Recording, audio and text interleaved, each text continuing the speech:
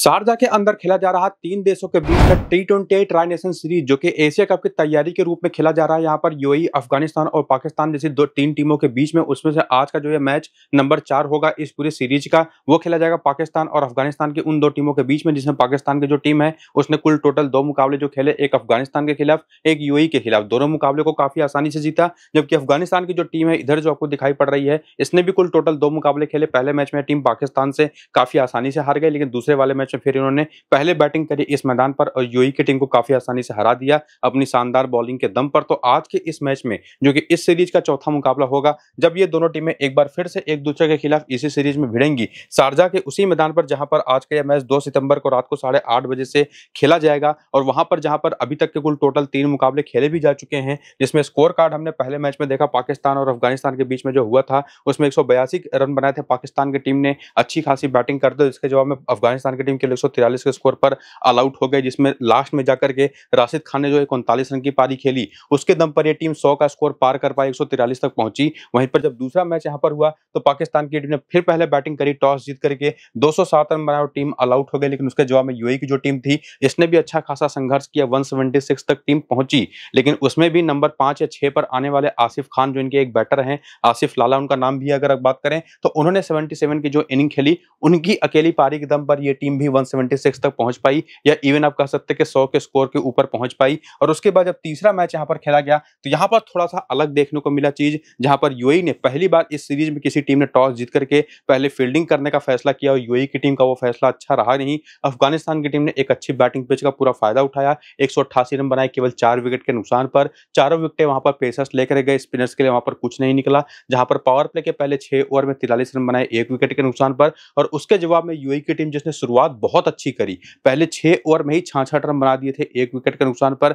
वसीम मोहम्मद ने कमाल की एक पारी खेली पूरी ओवरऑल, लेकिन उसके बाद एक बैटिंग कोलैप्स हुआ बेसिकली आप कह सकते हैं, और टीम केवल 150 रन ही बना पाई 8 विकेट के नुकसान पर, जिसमें जो अफगानिस्तान की स्पिन बॉलिंग अटैक है उसका सबसे बड़ा हाथ था इस पिच के ऊपर। अच्छी लाइन और लेंथ पकड़ करके जो उन्होंने बॉलिंग करी, 8 में से 7 विकेटें ली। और यूएई की टीम, जिसने 6 ओवर में 66 रन बना दिए थे, उनको अगले 14 ओवर में अगर आप देखें तो केवल 84 रन इस टीम ने बनाने दिए अगले 14 ओवर में। तो ये आप समझ सकते हैं, और उसके बाद 7 विकेटें भी गिरी। तो आप देख सकते हैं कि अभी तक के तीनों खेले गए मुकाबले में, जबकि 2 बार किसी टीम ने टॉस जीता, पहले बैटिंग करी, जो कि पाकिस्तान की टीम थी। लास्ट वाले मैच में यूएई की टीम ने टॉस जीत करके पहले फील्डिंग कर ली, उनका मानना था कि ये पिच सेकंड इनिंग में भी बैटिंग करने के लिए बहुत आसानी होगी, लेकिन रिजल्ट एक ही निकला। 3 के तीनों मैचेस अभी तक पहले बैटिंग करने वाली टीमों ने ही जीते हैं, जिसमें स्पिन को 19 तो पेस को 24 विकेटें मिली हैं, जिससे ये भी पता चलता है कि स्पिनर्स का भी पूरा बराबर रोल है, लेकिन मेजॉरिटी रोल उनका आता है सेकंड इनिंग के अंदर, जहां पर 19 में से 14 विकेटें 3 मैच में मिली हैं, जबकि पेस को जो 24 विकेटें मिली उसमें 13 पहले इनिंग में, 11 सेकंड इनिंग में।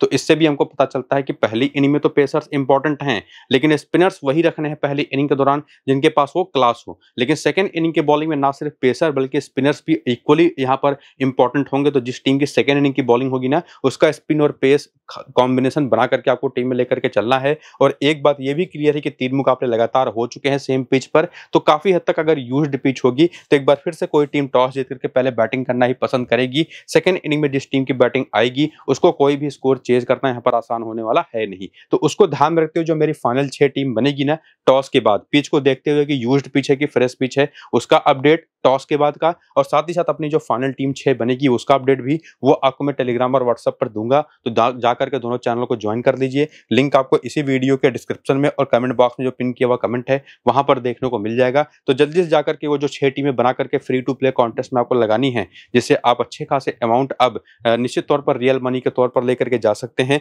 वो यहाँ पर आपको उसके लिए टीम टेलीग्राम और व्हाट्सएप पर मिल जाएगी। तो नीचे डिस्क्रिप्शन में और पिन कमेंट में लिंक आपको मैंने टेलीग्राम और व्हाट्सएप चैनल का दे रखा है, जाकर के लिंक को क्लिक करके टेलीग्राम को ज्वाइन हो जाइए, और व्हाट्सएप पर भी। फिलहाल देखिए ये जो प्लेइंग 11 और बैटिंग ऑर्डर पिछले वाले मैच में खेली थी एक चेंज के साथ, जहां पर सराफुद्दीन अशरफ आए थे फरीद अहमद मलिक की जगह पर, और काफी कमाल की बॉलिंग करी भी सराफुद्दीन अशरफ ने। अगर आप देखें तो पिछले मैच में यूएई के खिलाफ ही इन्होंने कुल टोटल 4 ओवर में 3 विकेटें निकाली, जहां पर 5वां, 10वां, 16वां और 18वां ओवर किया, मतलब 2 मिडिल के और 2 ओवर, एक तरह से कह सकते हैं कि एक पावर प्ले का, एक मिडिल का और 2 ओवर डेथ का इन्होंने किया, और कुल टोटल 3 विकेट लेकर के गए, जहां पर 10वें ओवर में, 16वें ओवर में और 18वें ओवर में, जहां पर स्टार का इंडिकेशन है ना, वहां पर इनको एक एक विकेट मिला। बाकी मुजीबुर ने भी पूरे 4 ओवर किए, हालांकि विकेट नहीं ले पाए। उसके पहले वाले मैच भी 4 ओवर किए थे, और दोनों मैच में एक कॉमन चीज देखने को मिली है कि 2 ओवर पावर प्ले के करते हैं, एक मिडिल का और एक डेथ का। ये चीज आपको दोनों मैच में इनके नंबर ऑफ ओवर्स देख करके समझ में आएगा। बाकी फजल फारूकी ने दोनों मैच में अभी तक 3-3 ओवर किए हैं, जिसमें 2 ओवर पावर प्ले के, 1 डेथ का। इसके बाद सराफुद्दीन अशरफ ने तो पिछले ही मैच में खेला।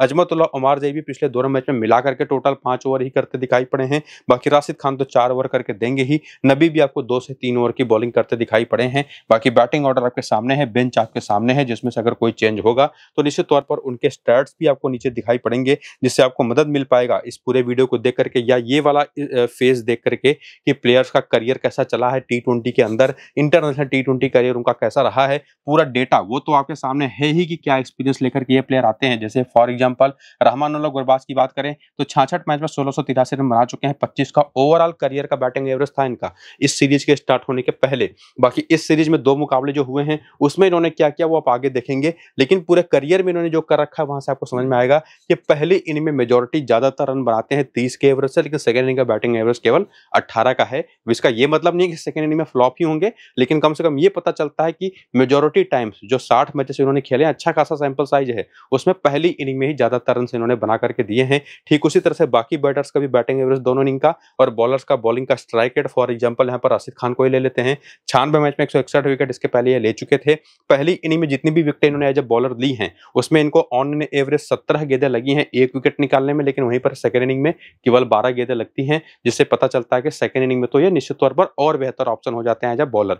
वो चीज आप हर एक बॉलर का देख सकते हैं डेटा इस वीडियो को रोक करके यहीं पर, जिससे आपको कम से कम इसमें मदद मिल पाएगी। अगर आगे आपको जो मैं बताने वाला हूं ना कि किस प्लेयर को कितने टीम में आपको प्रेफरेंस देनी है, यहां से आपको यह समझ में आएगा कि किस इनिंग की बैटिंग या बॉलिंग में प्रेफरेंस देनी है। और ये सेम चीज जो इनिंग के बेसिस पर एनालिसिस थी वो आगे आपको हेड टू हेड और वेन्यू में भी देखने को मिलेगी, तो उसको ध्यान से जरूर देखिएगा। क्योंकि मैं सब कुछ तो लगूंगा एक्सप्लेन करने, बार बार आपको रिपीट करके दिखाऊंगा जो लिखी हुई चीजें हैं, तो निश्चित तौर पर उसमें वीडियो बहुत लंबा हो जाएगा, तो उसको ध्यान से जरूर देखिएगा। इंडिकेशंस आपको मिलती चलेंगी मेरी तरफ से। बाकी अभी तक के जो 2 मुकाबले खेले गए उसमें जो परफॉर्मेंस निकल करके आई, गुरबाज दोनों मैचेस में से पहले मैच में 38 रन, दूसरे मैच में 7 रन, जबकि वहीं पर सैदुल्लाह अटल ने दोनों मैचेस में कम से कम स्टार्ट अच्छा लिया, दूसरी मैच में तो काफी अच्छे 54 रन के शानदार पारी खेली। टेक्निकली बहुत अच्छे बैटर हैं, इसके पहले भी काफी ठीक ठाक फॉर्म में यहाँ पर पहुंचे थे, तो निश्चित तौर पर दिखाई पड़ता है कि उन्होंने अपने फॉर्म को कंटिन्यू करा है। इसके बाद इब्राहिम जदरान जो टेक्निकली और बेहतर खिलाड़ी हैं, इसके पहले भी बढ़िया फॉर्म में थे। पहले मैच में हालांकि पाकिस्तान के खिलाफ नहीं चले, लेकिन दूसरे मैच में यूएई के खिलाफ शानदार 63 रन की पारी खेली।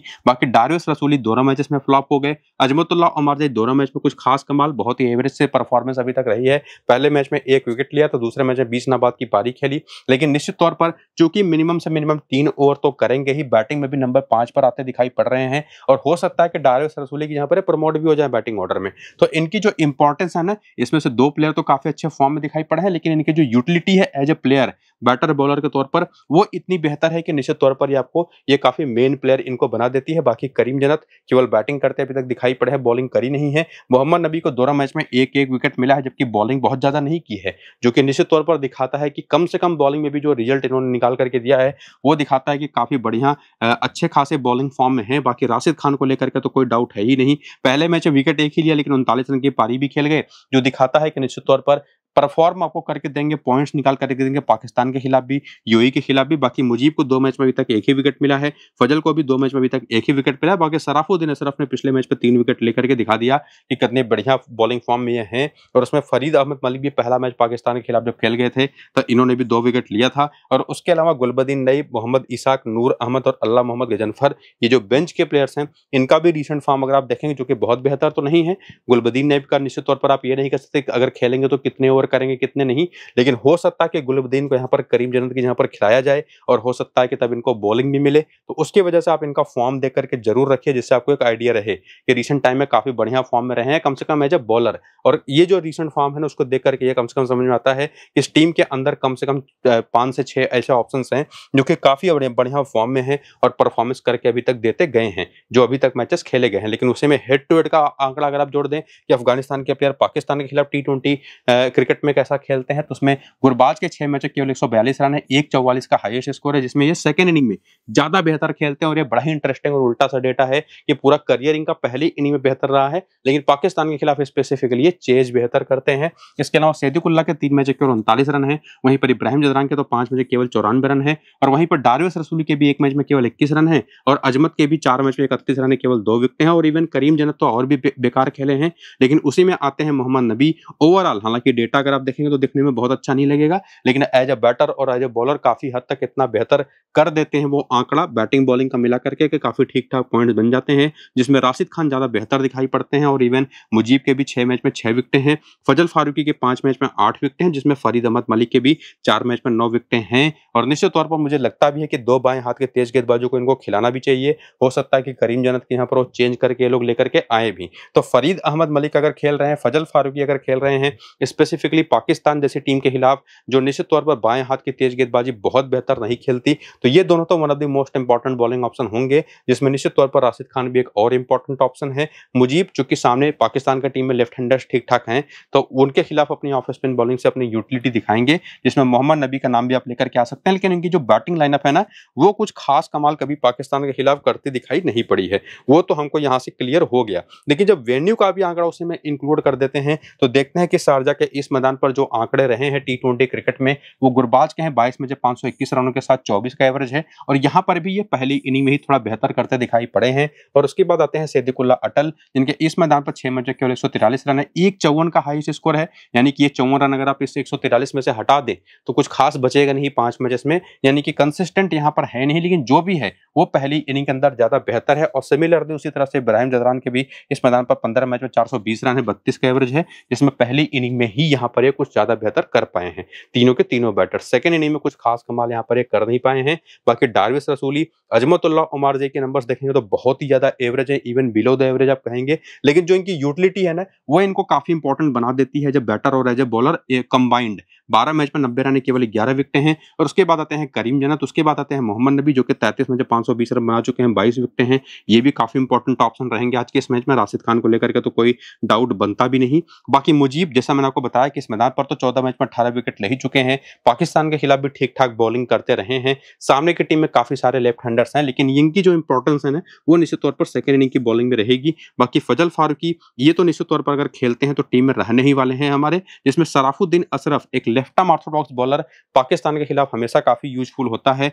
और ये चाहे पहली इनिंग की बॉलिंग हो चाहे सेकंड इनिंग की बॉलिंग हो, दोनों में मैटर नहीं करता, ये दोनों इनिंग की बॉलिंग में इंपॉर्टेंट होने वाले हैं। बाकी देखना पड़ेगा फजल फारूकी और फरीद अहमद बॉलिंग में से कौन खेलता है, दोनों खेलते हैं कोई एक, उसके बेसिस पर हमारा डिसीजन होगा। लेकिन कम से कम ये बात पक्की है कि सराफुद्दीन अशरफ, राशिद खान, मोहम्मद नबी और अजमतुल्ला उमारजे ऐसे 4 ऑप्शन हैं जो कि कम से कम, ये आपको मैं क्लियर कर दे रहा हूं कि 4 से लेकर के 5 टीमों में आपके होंगे। बाकी वही 2-2, 3-3 टीमों में आपके लिए रोटेट होते दिखाई पड़ेंगे ये सारे 3 टॉप ऑर्डर के बैटर्स, जिसमें मोस्ट इंपॉर्टेंट होंगे यहाँ पर इब्राहिम जदरान। बाकी डार्विश रसूली को आपको मैं प्रेफर करने को कहूंगा नहीं, किसी एक आध टीम में आप जरूर ट्राई कर सकते हैं, बाकी ज्यादा उनको मैं आपको इंपॉर्टेंस दूंगा नहीं। बाकी फजल फारूकी, फरीद अहमद मलिक का देखना पड़ेगा, अगर खेलते हैं ये दोनों के दोनों तो निश्चित तौर पर टीम में आपके होंगे, चाहे पहली इनिंग की बॉलिंग हो चाहे सेकंड इनिंग की बॉलिंग हो, दोनों जगहों पर, और मेजोरिटी टीमों में होंगे 4 से 5 टीमों में। तो यहां तक आते आते उम्मीद करूंगा मैंने आपको ना सिर्फ डेटा समझा दिया, ये बता दिया कि कौन कहां पर किस इनिंग में बेहतर खेलता है, और टीम बनाते टाइम पर जो आपकी 6 टीमें बनेंगी, कौन सा प्लेयर कितनी टीमों में इंपॉर्टेंट है, वो भी आपको मैंने समझा दिया। बाकी प्लेयर बैटल के आंकड़े देखेंगे तो गुरबाज को बाएं हाथ की तेज गेंदबाजी, दाहिने हाथ की एक्सप्रेस पेस बॉलिंग दोनों दिक्कत देती है। नंबर संख्या बहुत ही ज्यादा खराब है। बाकी मोहम्मद नवाज पर भी एक बार आउट हो चुके हैं, हसन अली और हारिस रऊफ पर भी, यानी कि आंकड़े बहुत ही खराब हैं ओवरऑल। बाकी सिद्दीकुल्ला अटल को भी राइट आर्म मीडियम पेस जो स्विंग बॉलिंग होती है वो परेशान करती है। बाकी मोहम्मद वसीम और हारिस रऊफ ने तो एक बार सस्ते में आउट करा ही है। डार्विश रसूली को सूफियान मुकीम ने एक बार आउट कर रखा है, एक बार लेफ्ट आर्म ऑर्थोडॉक्स बॉलिंग पर आउट हुए हैं। इब्राहिम जदरान को भी बाएं हाथ की तेज गेंदबाजी, जिसमें शाहीन आफरीदी तो आते ही हैं, वो इनको परेशान करती है। हारिस रऊफ पर भी एक बार सस्ते में आउट हो चुके हैं। और उसके बाद अगर आप देखें तो अजमतुल्ला उमारजे, करीम जन्नत, गुलबदीन नईब और मोहम्मद नबी के आंकड़े निकालेंगे तो निश्चित तौर पर कुछ हद तक लेग स्पिन बॉलिंग सामने की टीम में है, जो कि मुझे तो नहीं लगता कि अबरार अहमद को मौका फिलहाल मिल पाएगा, देखते हैं क्या होता है। लेकिन निश्चित तौर पर जो सामने ऑफ स्पिन बॉलिंग होगी या स्पेसिफिकली तेज गेंदबाजी जो एक्सप्रेस पेस बॉलिंग होती है, चाहे वो हारिस रऊफ की हो, चाहे मोहम्मद वसीम जूनियर अगर खेलते हैं तो उनकी हो, या अगर सलमान मिर्जा खेलते हैं, शाहीन आफरीदी खेलते हैं, बाएं हाथ के 2 तेज गेंदबाज, तो निश्चित तौर पर वो सारे ज्यादा इंपॉर्टेंट है स्पिनर्स के मुकाबले। और उसमें निश्चित तौर पर एक स्पिनर जो इनके पास है, मोहम्मद नवाज पाकिस्तान के पास, जो left handed batting, left arm Orthodox bowling दोनों में इंपॉर्टेंट रोल प्ले करते हैं, ये सबसे इंपॉर्टेंट होने वाले हैं। बाकी जैसा मैंने आपको बताया था कि ये देखना पड़ेगा कि आज के इस मैच में अबरार को खिलाया जाता है या नहीं, ये भी काफी इंपॉर्टेंट रहेंगे। बाकी बैटिंग ऑर्डर तो आप देख ही रहे हैं जो पिछले मैच में खेला था, बॉलर्स को जिस जिस ओवर में बॉलिंग कराया गया है वो भी आप देख सकते हैं, जिसमें पिछले वाले मैच में शाहीन अफरीदी और हैरिस राव को रेस्ट कराया गया था, जबकि अफगानिस्तान के खिलाफ दोनों खेले थे और दोनों ने शानदार 4-4 ओवर की बॉलिंग करी थी। बाकी बेंच आप यहाँ पर देख ही पाएंगे और ठीक उसी तरह से जैसे अफगानिस्तान के प्लेयर्स का आपने पूरा करियर देखा था कि बैटर्स का क्या बैटिंग एवरेज ओवरऑल है, बॉलर्स ने कितने मैचेस में कितनी विकेटें ली हैं ओवरऑल करियर में, लेकिन उसको इनिंग के हिसाब से उनका करियर कैसा चला है वो भी देख करके रखिए, जो कि निश्चित तौर पर आपके काफी काम आने वाला है प्लेयरों को रोटेट करने में और ये समझने में कि किसको किस इनिंग में प्रेफरेंस दें। और उसके बाद आकर के हेड टू हेड के आंकड़े देखें तो ये दो टीमें अपने यूएई और अफगानिस्तान दोनों को इस सीरीज में हरा चुकी है। दोनों में अगर आप देखेंगे तो सैम अयूब ने 69 रन, 1 विकेट, 14 रन, कोई विकेट नहीं की, तो बढ़िया परफॉर्मेंस दी है।